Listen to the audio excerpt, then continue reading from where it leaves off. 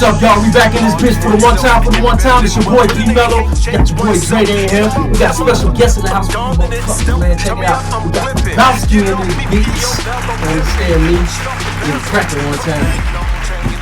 He's talking about some shit earlier. He's talking about these skyrocketing prices of these goddamn artists. I got a touchy-feely situation when it comes to that. Because I came into the game young, so it's like I seen a lot of shit totally different. So when I see these cats blowing up off of one record, they do one song, and you be like, you reach out to try to work with them and do business with them, and they're like, oh, I need $13,000. For you to come do one song? I think that shit, the craziest thing I ever saw was, no offense to Mooney Long, but like, you know what I'm saying? She quoted us when she first came with her one song. She literally said 30,000. I was like, you got one song. You got, granted, it's a good R&B record. For what though? To book her? Right, yeah, for what? For sure? Yeah, she come to wash dishes. Yeah, what is she come doing? Clean your house and take your kids to 30,000. You got one song. Well, how many times you was gonna do the one song 5 fucking times back to back or something? And you know, no disrespect to no artists. I ain't gonna say no names, but I seen some Chicago artists have one big record. Big record. And, you know, at the time, you know, when they first coming out, that's the only record they had. Mm-hmm. And you reach out to them, you know, I know somebody who reached out to them and was quoted 13 G's. And I was like, what? And that artist only came and did one song, and he had to perform it twice. You know what I'm saying? Right. And only did like 4 songs, and I just don't feel like that's worth it. So I just feel like, you know, and it's disrespectful to, you know, other people. If you got other people in the game that's been in the industry longer, that actually got a catalog, good catalog, and they're giving you plays, and you go pay this new dude, you know, all these racks because he's got the hottest song out, but that's the only song, is disrespectful. Yeah. You know what I'm saying? So, and it makes it harder on the artist that's trying to get on, or the promoter that's trying to make some money. You know what I'm saying? So, I just shit. That also go back to say, you know how they just blow up, you know, off of one song, man. The internet, man, you know, the internet got motherfuckers. Yeah. You know, you hear today, go on tomorrow on the music shit, like shit be hot today. Right. Yeah, you know what I'm saying? Ain't thinking about that shit tomorrow. Right. You know what I'm saying? And it be like that. You'll see. We've all seen artists that had that one hit that was dope, and then you ain't heard nothing from them since. Ever since. You know what I'm saying? One hit wonder, literally. Like, I'll give you an example. Whatever happened to Rich Boy? Yeah, Rich Boy. You know what's crazy? Throw some D's on it. That was hot. I think he made, he came right. We ain't heard nothing hot since then, bro. I ain't heard nothing. Right. I have nothing. And I'm not talking down on him. I'm just saying he's a dope artist who had a dope big hit, and some should have followed up. And you know, I doubt that he's one of those artists that you'd hit up right now and he'll still try to charge you like the hit's brand new. Right. You know what I'm saying? You have these artists that's out here doing that. You know what I'm saying? Right. 100%. You'd be like, bro, you didn't even. Your biggest hit was made years ago. Biggest hit was in the early 2000s. You know what I'm saying? Like 20 years ago, you had a hit damn near. Like, what are you talking about? Yeah, and you're not, and you know what I'm saying? Like, and you have to be to a certain status in the game to be, you know, like you have to have certain accomplishments and do certain stuff before you can start saying, hey, I'm charging this, I'm charging that. Right. Yeah, so. But you know, they just be hustling. They be just trying to get it too. I don't knock them, but certain stuff like that saturates the industry and it ruins.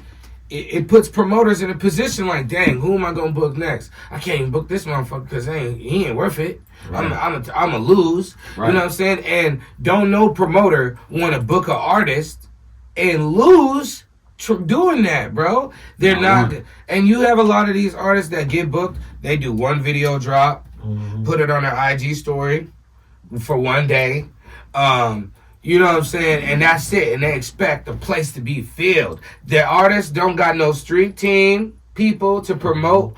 Oh, yeah, he's coming to Chicago. You should have a street team. Like when I was growing up and I seen Tech 9 blow up in the MySpace days, you know what I'm saying? Before I got on his Killer album, like he had Seattle Tech Squad. He had a Santa Cruz Tech Squad. Street He had teams. a LA Tech Squad, a Montana Tech Squad, a Florida Tech Squad, Yeah, Kansas shit City. together. Yeah. He had street teamers and that's what made them so successful. A lot of artists don't do that now. He had street teamers where they were sending promo material out to the head street teamer out there. And the street teamer's job was to get out there, go take pictures of all the places that you promoted this content at.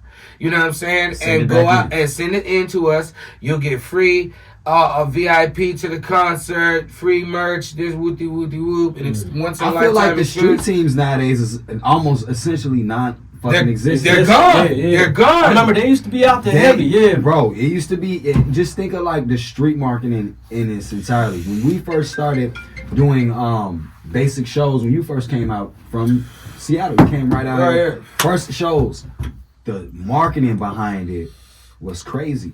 We talking about flyers everywhere. It was times where, nigga, I might not even just talk to bro, but listen, I just saw bro flyer at the gas station. I turned around, I went to the liquor store, I seen another flyer. Motherfucker, I went to drop my bitch off to get her nails done, and it's a poster in the motherfucking of the fucking show in the salon window. So I'm about to get back on my bully. You feel me? Promotion. You feel what I'm I'm saying? about to get back on my bully. That's how you do it. But nowadays niggas don't do that. No. Like, and that's why a lot of shit be because they got not this like they internet. want it. Nigga.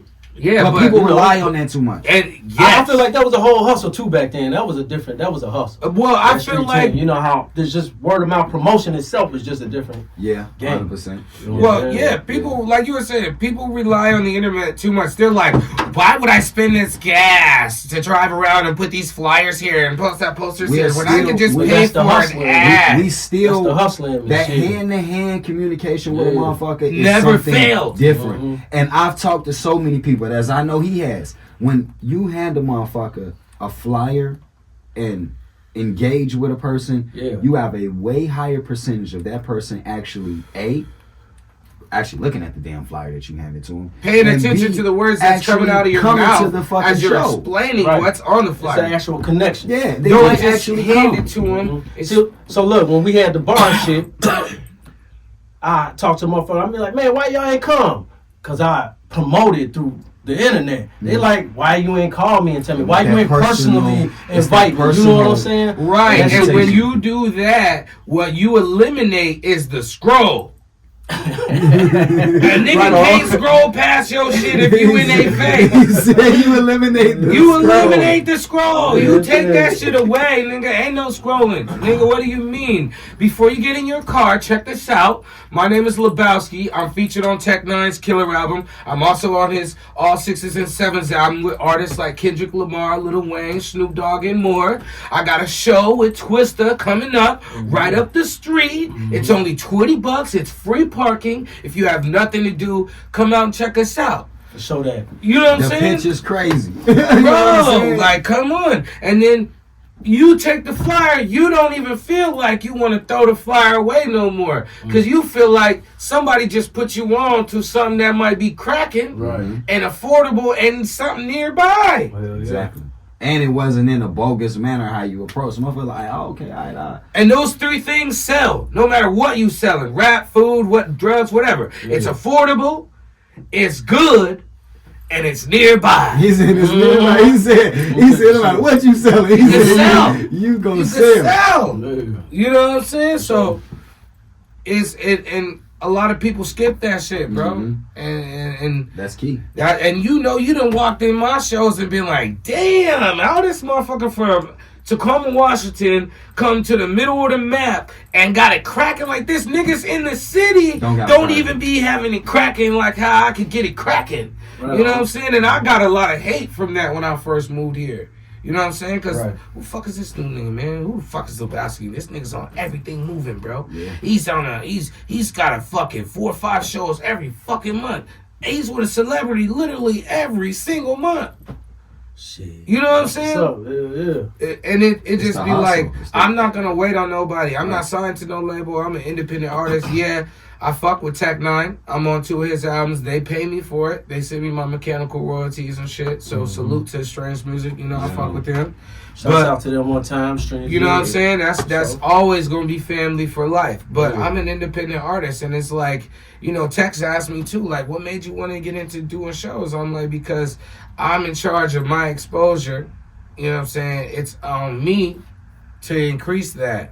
I'm in charge of that. So I can't sit back and wait for somebody else to do it for me. So I end up booking shows myself, putting myself on, and building relationships like that. You know what I'm saying? And it just expanded like crazy to where people saw what I could do at my own shows, and now they want to book me on their shows because they know I know everybody and I can help get it cracking. So snowball effect. Yeah. Not to shift gears, but to shift gears real quick. We're doing something now that we just started on the podcast. We're going to ask the guests questions. So I got a question for you.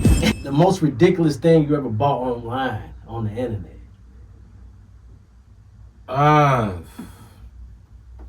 The stupidest thing, the most ridiculous thing I ever bought online. I ain't gonna cap. And it's something that pissed me off. Right on. So I like playing old school games, and this shit happened recently. I bought this game 3 times. Okay. Yeah. So the first time I bought this game called NBA Streets Volume 2 for PlayStation 2. And I was like, man, you know, that was my favorite game. So I bought it. It was like $40. Now, it took for like a week and a half before the company to respond back. I'm like, yo, nigga, what's up? When my shit gonna get sent out? And they just sent me a refund without me even asking for one. They're just like, oh, I'm sorry it took too long. Here, take a refund and have a good day. Sorry. Good luck next time type shit. And I was like, okay. So I found the game again. I bought it. And it came to me. Now, the motherfucking game, bro, you put it in the system, and it got all the way to 98% and froze, and it would never load. I was fucking livid, bro. I was so fucking pissed. He said, I can't stand this shit. Oh, I was so angry. Fuck that shit. But I had to buy the game again. He said about that shit again. So, yeah. One more question for you, man. What's one thing that you're really, truly proud of? I'm proud of where I'm at in life. You know what I'm saying? I'm 34. I got 4 kids, 2 cars, got a 4-bedroom, 3-bathroom house. I own a company. It's been 3 years. You know what I'm saying? I'm proud of, you know, and I'm always consistently doing shows, major shows, just shows in general. I'm proud of where I'm at in life because the people that I know my age, a lot of them are dead in jail or back home, super, super, super in the streets to where they have to look over their shoulders every single day. And I'm proud that I'm not in that position. I'm proud that, you know, my kids got stability. You know what I'm saying? Definitely. Straight up. So I'm proud of where I'm at. Yeah, we had a topic before about, you know, good fathers, you know what I'm saying? So, yeah. Definitely. Like to give, you know, the flowers out to, you know, Right. the dads out here. So, Right. man, we appreciate you, man. You know, Yes, you're a good dad, I'm a good dad. We all active, you know what I'm saying? So, yeah, Right, for sure. some good shit, man, you know what I mean? And you know, I got 1 biological and 3 stepkids, but I never say that because they're all my kids. You know what I'm saying? And they know they call me dad. You know what I'm saying? Like they know they're my kids. I take care of them. Anything they need, they know I got it. You know what I'm saying? And it was very important for me to make sure that they have stability because I bounced around a lot when I was young. You know, I was in foster care. I went to like 5 different elementary schools, like fucking 4 different middle schools, you know, like 6 different high schools. So it's like he's like, man, I don't want my kids to experience that shit. Nah. I'm here. I'll definitely feel yeah. So yeah, I'm proud of it. That's what's up. Hard oneself, embedded in wealth, but a nigga can't change oneself. Hit 'em up with the motherfucker.